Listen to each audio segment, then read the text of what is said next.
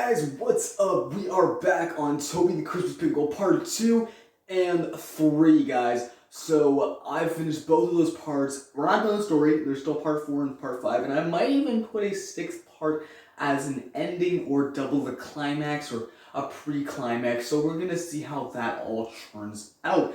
But as for now, Part 1 is done. Go check out that video if you haven't seen it yet.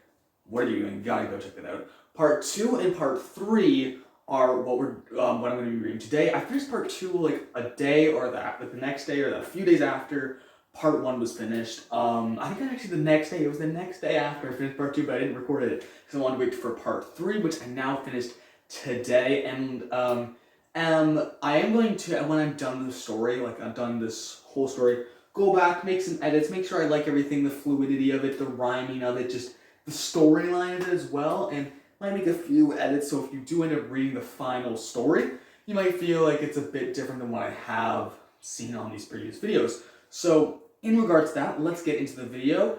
But I do want to just recap what happened before. So remember in Part 1, it's a lot about this boy Jack. He makes a letter to Santa. He wants a sentient, living pickle. So Santa goes in the kitchen with Elf Rosie, and they try to make this pickle, but they're thinking of how to do it. So Part 2 is about how they ended up making Tobey the Christmas Pickle, what they did with that, and Part 3 is New Year's night, or Christmas Eve night. I keep getting those mixed up. Anyways, Merry Christmas, let's get into the video.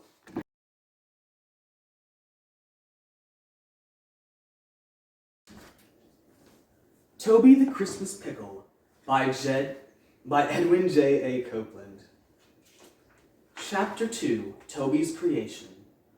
Once in the workshop, Santa pulled up a chair. Rosie froze, she stopped, and she stared. How on earth will we make that alive? I do not know, but we must try. The old man, he grabbed what he could. He grabbed some snow, he grabbed boards of wood. Santa, with an imagination as big as his belly, poured over the pickle as his claws as grape jelly. Then at last he gave it some water. Soon then Santa began to wander. But with some science, power, and a bit of faith, Tobey the Christmas Pickle then bloomed a face. Look, Santa, Rosie did say, this pickle will be on your sleigh. Santa was shocked, or some say excited. Whatever he felt, Santa was delighted. As for Tobey, the Christmas Pickle, he let out a cry, his tears slowly trickled. What just happened? Said the young Tobey. You are alive, Santa said nobly. Yes, I know. Now why is this so? Santa let out a chuckle. Ho, ho, ho. Rosie informed Tobey of what had happened, but Tobey seemed lost and did not like the fashion. Bells and trees and lights all so odd. What's over the fire? Gigantic socks? Oh, and for whom are these toy sharks? Tobey the Pickle rudely remarked. Santa felt sad. No one ever laughed of his traditions, except when now a pickle forged in his kitchen. Santa went away to breathe some fresh air. Rosie stayed back, grasping a teddy bear. This is the gift that most kids desire, but some are odd, yes, those that inspire. They want something different, something to amaze, like talking pickles, yet some may think strange. So I'm wanted? The young pickle asked. Yes, indeed, by a boy whose name's Jack. And as if a fire burned up some coal, happiness surged in the young pickle's soul. Someone wanted Tobey despite his bizarreness. He called back for Santa, whom recently departed. St. Nick arrived shortly thereafter. Rosie told him of how she solved the disaster. Tobey the Pickle apologized. Santa forgave, yet was somewhat surprised. Well, Tobey, I'll teach you my knowledge. I'll teach you to sing and to ride reindeer olive. So over the next couple of weeks, Tobey would learn and Santa would teach. He learned how to read, he learned how to skate. He began to cook, and cookies he baked. He saw the candy cane forest and the snow-covered lake. And boy, oh boy, was he good, for goodness sake. Now before I continue, I must describe Tobey. Green-skinned brown eyes and a craving for oat beans. Friends with the elves, he began to like Christmas. Building toys around the clock, he excelled in his business. Now on to Part 3. Here we begin. Chapter 3, A Christmas Eve Night. Time soon passed, and now not long away was the big important Christmas Eve day. Santa had polished his red-coated sleigh, and the forecast seemed to be free of rain. During the week the elves did prepare, yet none were stressed, nor were they scared. They finished each gift with pound-loads of care, making sure they had no blemishes, nor any tears. Now here the night of this story came, the night Tobey would be awarded to his fame. A night so eventful it was Christmas Eve. Santa called out to Tobey, "It is time to leave." Tobey and the other gifts alike took the sleigh along Sir Elf Mike. Mike chose to come, for he had wanted to. Any other reason is simply not true. So Santa, Mike, Tobey, and Guide Rudolph ran off the snow-covered runway and flew off. The moment was exciting, yet Tobey was frightened. He tried to relax, but his muscles were tightened.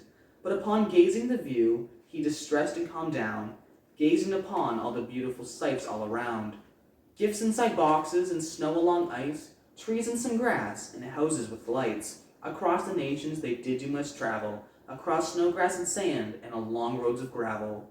A few more presents to a 4 new children. They gave a red ball to a boy, John, Mike, Mildred. Then the group approached Jack's well-decorated home, but were soon sabotaged by an Antarctic gnome. From within Jack's dear home, near the glistening tree, they caught sight of a gnome stealing a gift while shaking his knees. "Hey, young fellow, what are you doing here?" "Well, dear Santa, I'm removing Christmas cheer." Tobey got up. He began to walk. He condemned the gnome. He did as he talked. No one should ever steal Christmas chalk. The gnome let go of the gift, but started to mock. "We and the gnomes of the South all hate Christmas and all of its elves. One of these days there will be a battle, but until then, your hearts will be rattled." Just at that moment, an odd thing occurred. Jack awoke from the sounds he had heard. He rushed to the living room, where there was all the commotion. He looked at the beings, and his body was frozen. "Santa?" the young Jack questioned. "Could I have my gift now, Jack?" he suggested. "Ho, ho, ho," the jolly man said. "Isn't it time for you to be in your bed?" "But I want my pickle, the one on my wish list." "Okay," Santa said, with a jolly but tight lisp. However, in a turn of events, Tobey hid in the tree above the presents. "Where's my pickle?" Jack sadly replied. "Tobey is sick," the jolly man lied. But Mike searched deep into Jack's crying eyes. He felt so sorry, and thus compromised. "Whoever finds the pickle, I'll grant one more gift, but you must be fast, you all must be swift." So Santa the gnome and Jack himself all searched for the pickle, for a gift from the elf. After a while, Jack thought he had found it. He briefly then checked his closest surroundings. "Is this the one, the pickle I asked for?" "Yes, quite indeed. You'll get one gift more." The elf, he looked at the young sleepy boy. He whipped up a gift. He made a small toy. He did it so quick, for that was his job. He put the toy train inside a shoebox. "Merry Christmas," and he sent Jack to bed. But the sneaky gnome took off in his sled. Tobey told Jack that he would be back. To save the day, he climbed in Santa's big sack. Yes, indeed, the gnome sled far away. Santa yelled to Sir Michael, "Prepare me the sleigh!" And so as it was, that very same day, Tobey and Santa would soon save the day. So guys, what did you think? Did you guys like this story? Turns out there's actually a tradition where people put a pickle ornament inside of the tree. Whoever finds it gets a gift. So I had to incorporate it in this. My friend told me about it, and as I was planning about my stories, I'm like, I gotta put that in the story somewhere. So that's what that was about. Gnomes of the South. I mean, like, elves in the North Pole, gnomes in the South Pole. Makes sense. Also, I have never seen so many of these, but literally, this year, I have seen so many gnome decorations for Christmas. I didn't even know that was a thing, but now it's like everywhere. So it inspired me to put them in the story, I guess.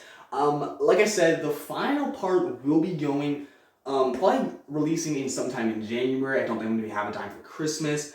But that final part, going to be releasing this soon before my story's over. So we're getting there, and I just want to say have a very, very Merry Christmas. Have a Merry Christmas Eve, as that is today. Well, not today when I'm recording this, actually the day before Christmas Eve. But anyways, when you're watching it, Merry Christmas Eve, Happy New Year. Thanks guys for watching. Goodbye for now. Oh my gosh, please play. Yo, I'm the yo bro. Better subscribe cause I got good vibes. I do great mocks and I do great toasts. Don't forget that I do lots more. Now you know. Well, you should be subscribed to the yo bro.